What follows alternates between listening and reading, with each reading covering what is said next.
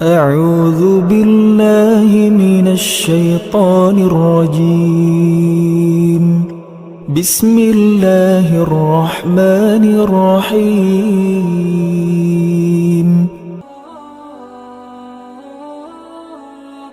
Assalamualaikum warahmatullahi wabarakatuh. Alhamdulillahilladzi anzala as-sakinata fi qulubil mu'minin liyazdadu imanan ma'a imanihim. Asyhadu an la ilaha illallah wahdahu la syarikalah wa asyhadu anna Muhammadan abduhu wa rasuluhu la nabiyya ba'dah. Allahumma salli wa sallim wa barik ala sayyidina Muhammadin wa ala alihi wa sahbihi ajma'in. Allah Subhanahu wa taala berfirman di dalam surat Ali Imran ayat 190, salah satu ayat yang cukup terkenal yang isinya A'udzu billahi minasyaitonir rajim. Bismillahirrahmanirrahim. Inna fi khalqis samawati wal ardi wa ikhtilafil laili wan nahari laayatin liulil albab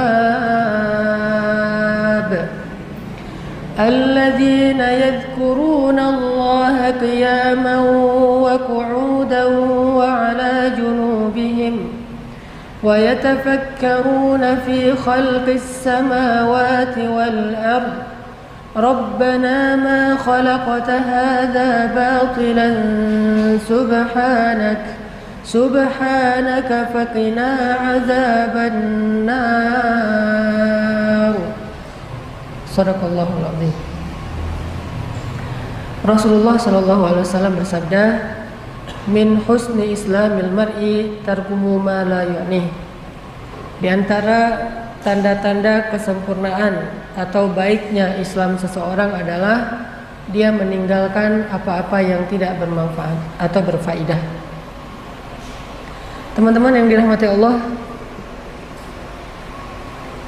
seperti judul kita pada sore hari ini, ibadah dalam diam.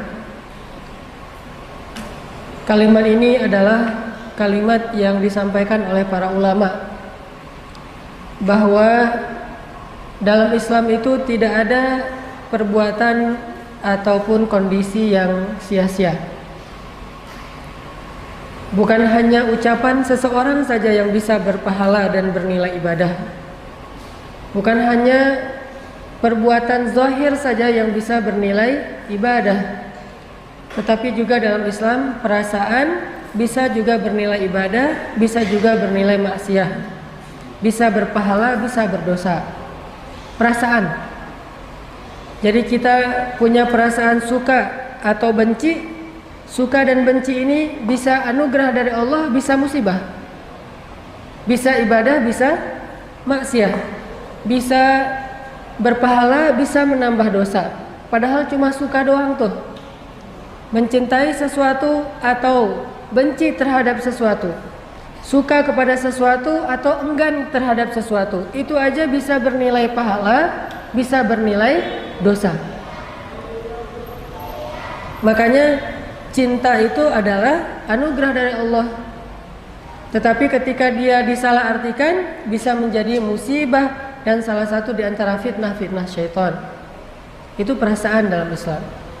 Sehingga kita mengenal dalam sunnah Nabi itu ada namanya sunnah sirah. Sirah itu artinya yang tampak pada diri Rasulullah SAW. Ada juga sunnah yang dikenal dengan istilah sarirah. Sarirah itu yang tidak tampak tentang Rasulullah SAW. Dan yang tidak tampak ini disebut dengan batin.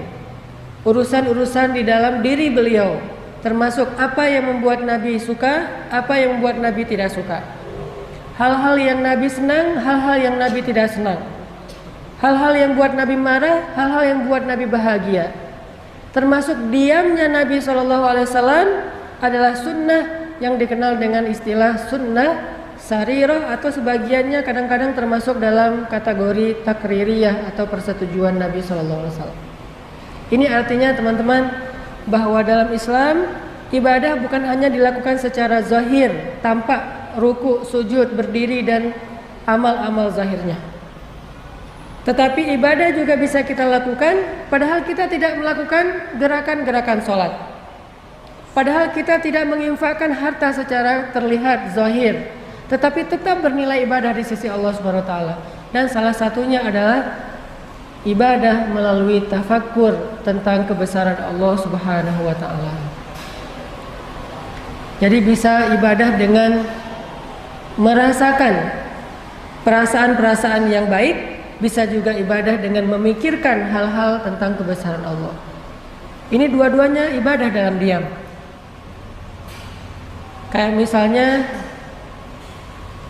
kita tuh ngelihat ada orang yang hijabnya baik, bagus gitu, hijabnya lebar.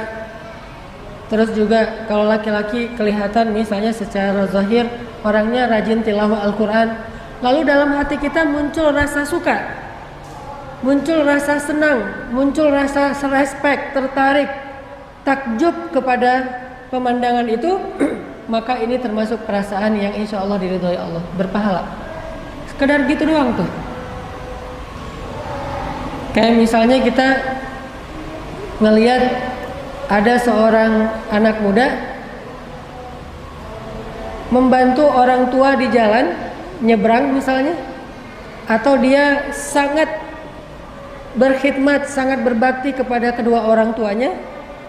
Kalau orang tuanya lagi bicara dia dengerin, dia nunduk, atau dia bantu orang tuanya di rumah sakit. Kita ngelihat seorang laki-laki atau seorang anak muda berakhlak mulia, lalu muncul rasa respek di dalam hati kita, itu perasaan yang berpahala. Kayak gitu aja udah berpahala. Sama kayak kita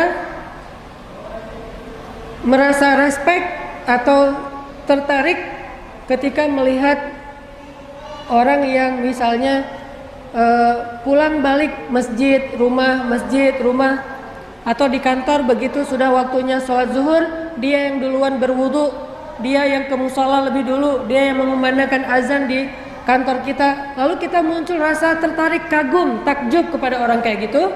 Ini adalah perasaan yang diridhoi oleh Allah dan berpahala insya Allah. Demikian juga sebaliknya, ada orang yang ilfil melihat cewek berhijab, dia ilfil, bete gitu, nggak gitu-gitu amat kali, sok soleh atau apalah, pakaian ninja dan seterusnya. Walaupun dia tidak mengatakan dengan lisan, sekedar punya rasa tidak suka saja, itu berdosa di sisi Allah. Makanya ada doa di dalam Al-Quran, wala taj'al fi qulubina ghillan lilladzina amanu, dan janganlah engkau jadikan di dalam hati kami rasa ghillan, rasa tidak suka, rasa benci kepada orang yang beriman.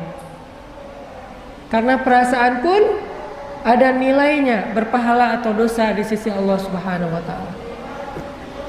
Jadi teman-teman, kalau kita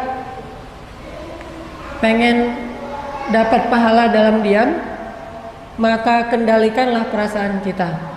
Suka tidak suka, cinta tidak cinta dan seterusnya. Sampai ada hadis tentang keistimewaan mencintai karena Allah, dan itu banyak. Mencintai saja dan tulus cintanya. Seperti hadis tentang halawatul iman, ayyakunallahu wa rasuluhu ahabba ilaihi mimma siwahuma. Ketika Allah dan Rasul lebih dia cintai dari apapun juga. Perasaan cinta itu adalah iman. Begitu juga perasaan benci. Ayyakraha ayyauda ilal kufri kama yakrahu ayyuqadhafa finnar. Poin yang ketiga dari hadis tentang nikmatnya iman adalah benci terhadap dosa, terhadap kekufuran, sebagaimana dia benci jika dia dilemparkan ke dalam api neraka. Perasaan cinta dan benci.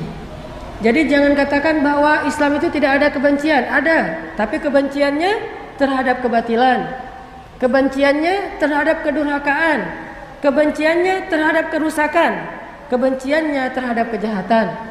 Jadi bukan hanya aliran cinta saja tapi tidak ada bencinya, ini tidak balance. Atau benci saja tidak ada rasa cintanya sama sekali, ini juga tidak baik.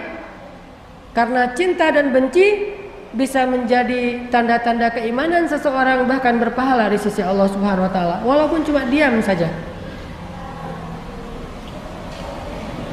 Sehingga kita perlu mengintrospeksi diri, teman-teman. Apa yang membuat kita kadang benci? Apakah masalah subjektif, hanya tersinggung perasaan kita, berarti benci kita ini benci yang tidak diridhai Allah? Apakah karena urusan harta, berarti benci kita ini benci yang tidak diridhai oleh Allah?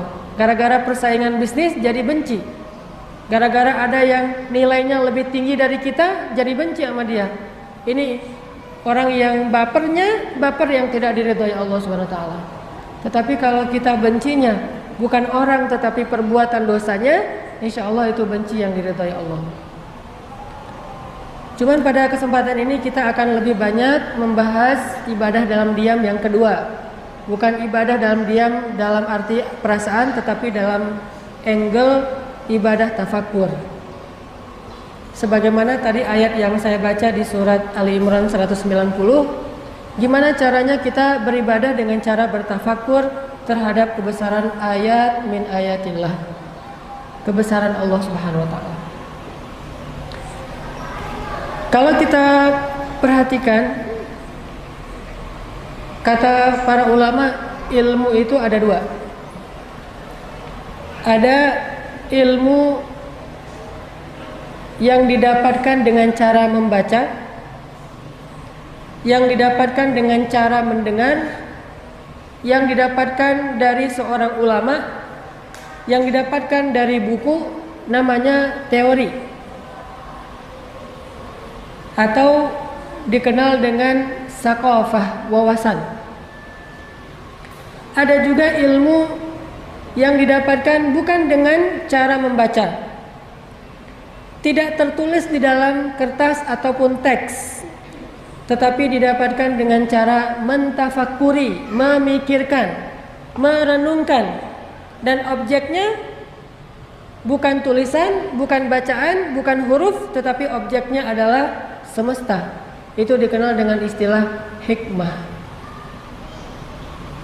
Sehingga ada orang yang dikenal dengan istilah alim atau orang yang ulama, ada juga yang dikenal dengan istilah hakim, orang yang bijaksana, ahli hikmah. Atau bisa jadi dua-duanya, seorang yang alim plus hakim. Dia banyak ilmu saqafah, wawasan, dia juga orang yang sangat hikmah, bijaksana karena mentafakuri kebesaran Allah. Dan kalau kita lihat di dalam Al-Quran, salah satu orang yang Allah sebutkan hakim atau Allah berikan hikmah itu adalah Nabi Yahya alaihissalam. Sejak kecil udah dikasih hikmah. Ya Yahya khudil kitaba biquwwah wa atainahul hukma sabiyya. Sejak kecil Allah sudah memberikan hikmah kepada Nabi Yahya. Apa maksud hikmah? Nabi Yahya lebih faham kitab Taurat daripada ayahnya sendiri, yaitu Nabi Zakaria. Padahal Nabi Yahya itu belajar Taurat dari Nabi Zakaria, tetapi beliau lebih mengerti Al-Taurat daripada ayahnya. Kenapa? Karena banyak tafakkur. Dari kecil hobinya itu sama dengan sepupu beliau, Maryam. Senangnya itu duduk di sebuah tempat yang terbuka lalu mentafakuri kebesaran Allah Subhanahu wa taala. Itu juga yang dilakukan oleh Nabi Daud dan diteruskan oleh Nabi Sulaiman. Nabi Daud hobi banget duduk di alam terbuka, kemudian mentafakuri kebesaran Allah, lalu berzikir kepada Allah, lalu diikuti oleh semesta. Bertasbihlah bersama Daud gunung, jibal. Bertasbihlah bersama Daud tuyur atau burung-burung, semuanya ikut bertasbih bersama Daud. Dan itu tidak dilakukan dalam bentuk ritual di dalam sholat atau di dalam masjid, tetapi di alam terbuka. Jadi bisa dibilang teman-teman, tafakur itu adalah hobinya para nabi. Jadi kalau ada CV para nabi gitu ya, nama Yahya, lahir di Palestina misalnya, nanti hijrahnya sampai ke Yordan. Hobi misalnya tafakur. Kalau kita mungkin traveling, kalau saya mungkin main air gitu ya. Kalau para nabi itu hobinya tafakur. Bukan hampir, semua nabi itu senang tafakur.